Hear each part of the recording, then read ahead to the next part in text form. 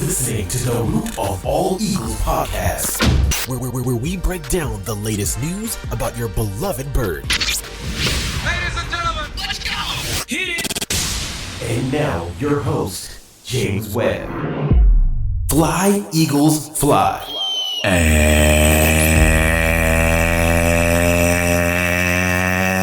And welcome to the Root of All Eagles podcast. I'm your host, James Webb, and I'm very excited to be bringing you the very first episode of the Root of All Eagles podcast.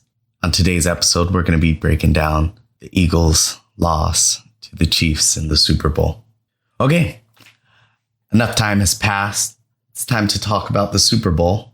While it might still hurt, and will do for a long time to have come that close, and for the game to have ended in the way that it did, it's going to be a bitter pill to swallow for a while. But it's not all bad. In Philly, we're looking for a good offseason return in 2023.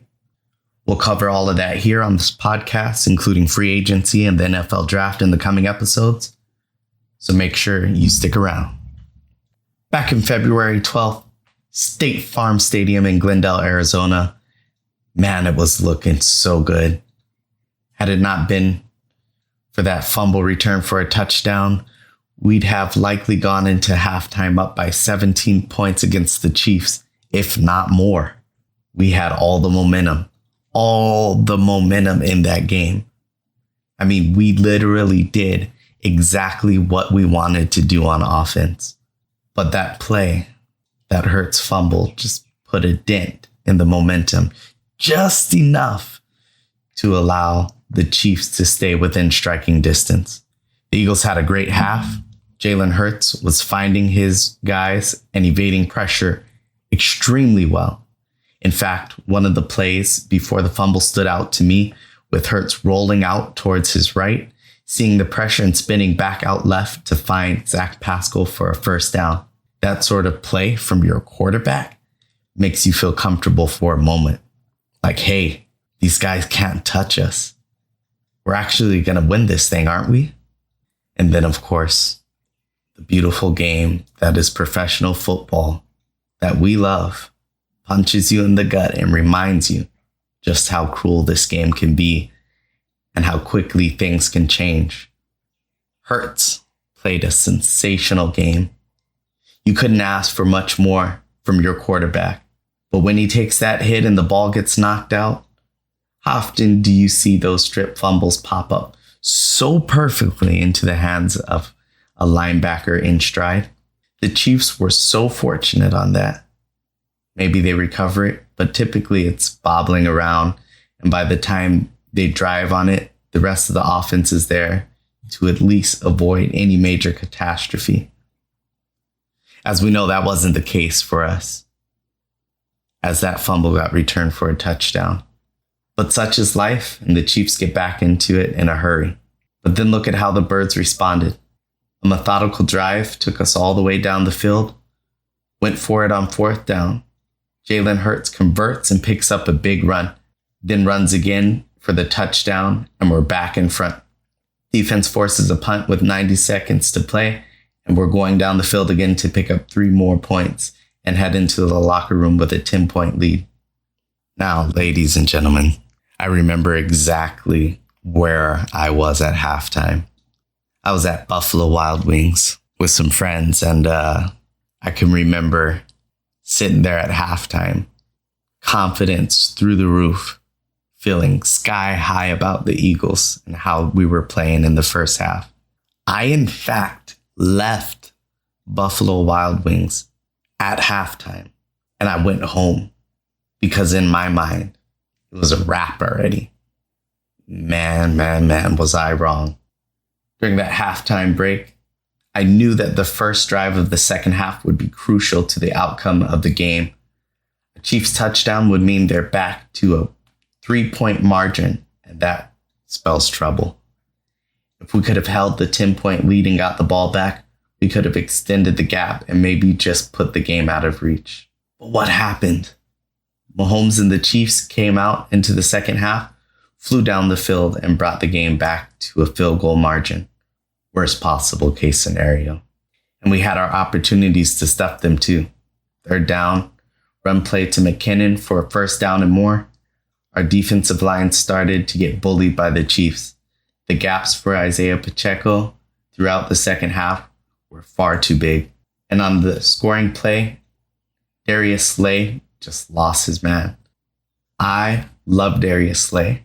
He's a sensational defender and he's been so great for us.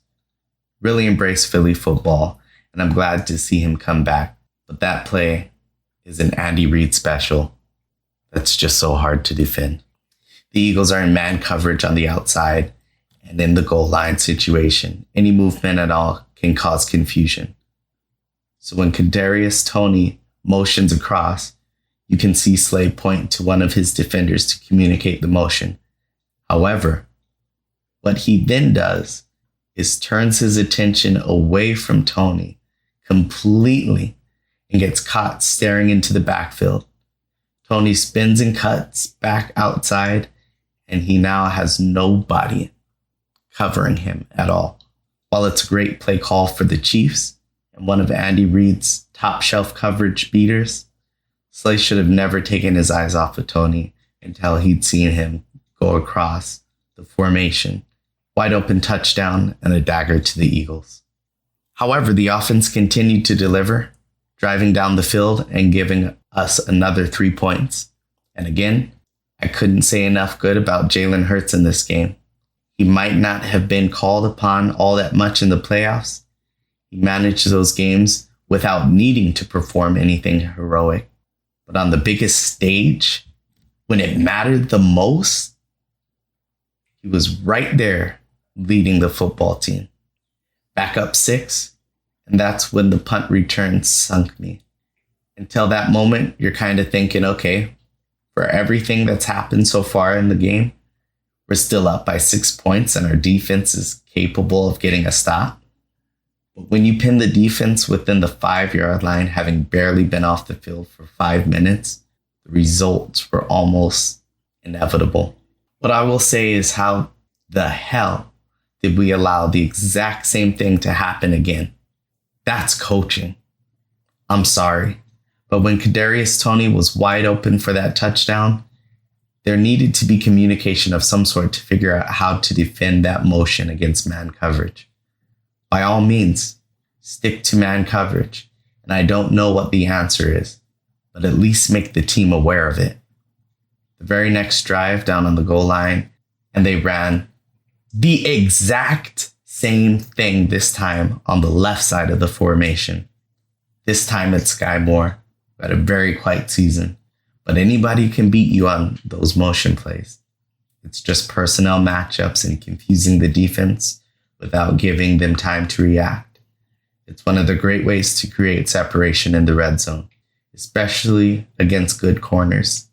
You can see those get the better of the very best sometimes. It's just unbelievably frustrating that it happened twice. And Gannon, absolutely no answer for it. Like I said, even if it's coaching. The defense had its problems in the second half. Pacheco had so much room up the middle repeatedly. We were sending Reddick and our guys off the edge who were not getting home for the majority of the second half, and we were exposed up the middle. A couple of failed safety blitzes didn't help, and it just felt like Steve Spagnuolo, Andy Reid, and the Chiefs offense had the better of what had been a phenomenal defense all season long. And Jonathan Gannon seemed like he had multiple times last season, failed to make an adjustment. And of course, the holding penalty that will haunt me.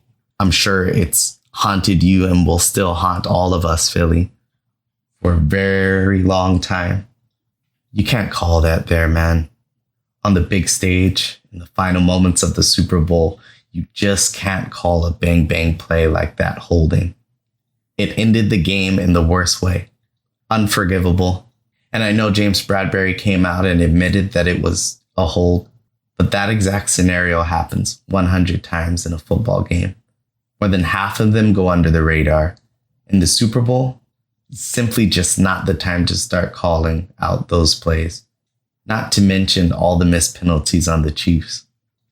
Anyway, I thought this was interesting. CJ Gardner-Johnson posted a tweet in response to Jonathan Gannon's podium interview, tweeting, "You ain't put us in a position to make plays." Clearly, there was a feeling in the locker room that the defense had been let down by their coordinator. How far that feeling extended beyond CJ, we don't know. And of course, he's now in Detroit. Yet the feeling of what if, of course, remains. Philly allowed Isaiah Pacheco to run for 76 yards on 15 carries, averaging 5.1 yards per attempt. Compare that to Miles Sanders, who averaged 2.3 per attempt, and Kenneth Gainwell, who averaged 3. They combined for 37 yards total. Both had 7 carries apiece. Without Jalen Hurts, we had very little movement in the run game. The Chiefs' defensive line plugged anything up the middle, which we did not do. Mahomes ran for 44 yards on practically one leg, and Jerick McKinnon had just 4 carries for 34 yards. 8.5 per carry. 8.5. The Chiefs won the Super Bowl, and the man they pay $500 million only had to throw the football for 182 yards. 2 short, easy touchdowns that I myself could have completed wide open in space. It was just heartbreaking to come to terms with. Jonathan Gannon has, of course, moved on to Arizona. And although, I guess it's the nice thing to say that I wish him the best, especially now that he has to be the one to deal with Kyler Murray. The Eagles have signed Sean Desai as his replacement in the defensive coordinator role.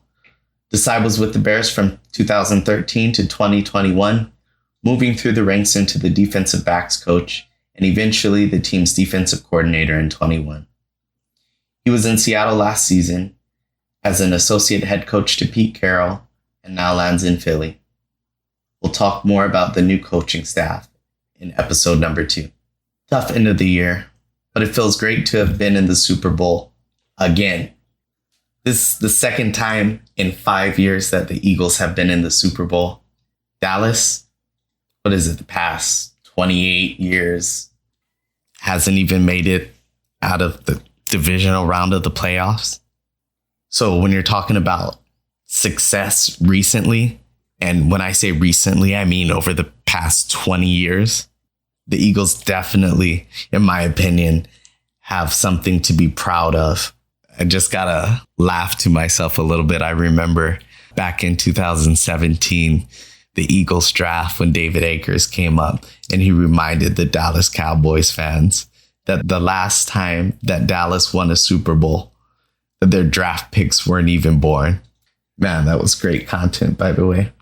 Anyway, the Andy Reid, Patrick Mahomes era, Kansas City Chiefs will go down as one of the very best teams in the history of the game. And I'd rather go toe-to-toe with the very best and come up 3 points short than lose to anybody else. We'll retool for 2023, and it feels like we're all set to get back to the Super Bowl. I would pitch our roster against anybody in the NFC right now. No doubt about it. Anybody in the NFC, I'm taking our roster over it. And I feel confident in us being able to win. We have 2 exceptional wide receivers in A.J. Brown, Devontae Smith, and a quarterback who knows how to throw them open and find them in space. The A.J. Brown trade last year was a home run and one of my favorite Howie Roseman moves of his entire career with the Eagles. We retained a lot of our key veterans and the core of this team, especially in the locker room, bringing back Jason Kelce, Fletcher Cox, Brandon Graham, Darius Slay. It's all big for us. Of course, Miles moved on to Carolina, but we got Rashad Penny in from Seattle. A move I like, although I do have some concerns about the run game right now. Do we draft Bijan Robinson? That's something we'll discuss in the upcoming free agency and draft episodes. There's a lot to dig into there. 2 first-round picks, having a top 10, having made it to the Super Bowl the previous year is a real luxury. So thank you for that, New Orleans. We appreciate you. I have a lot of opinions on what we should do with that pick, but I want to save that for a future episode. Defensively, we've lost a couple of pieces, but nothing we can't work around. We're going to need some guys to step up. I want to see more from Nakobe Dean in year 2. Also, Jordan Davis. I need to see more from Jordan Davis in year 2.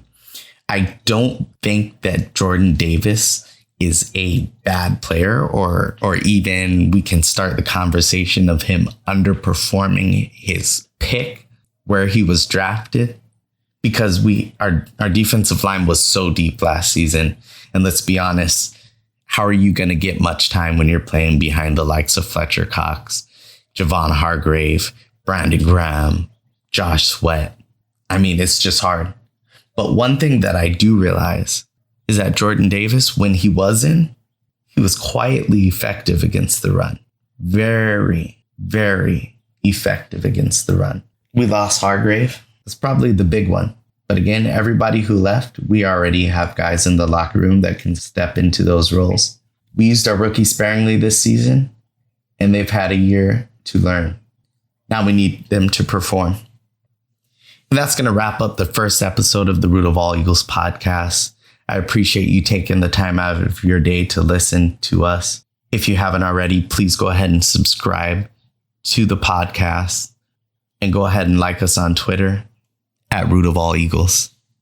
And we'll be back next episode to talk about the new coaches, the departures, and the additions. And remember, fly Eagles fly. Thanks for checking out another episode of Root of All Eagles podcast. Make sure you follow us on Twitter at Root of All Eagles, and make sure you stay tuned for the next episode.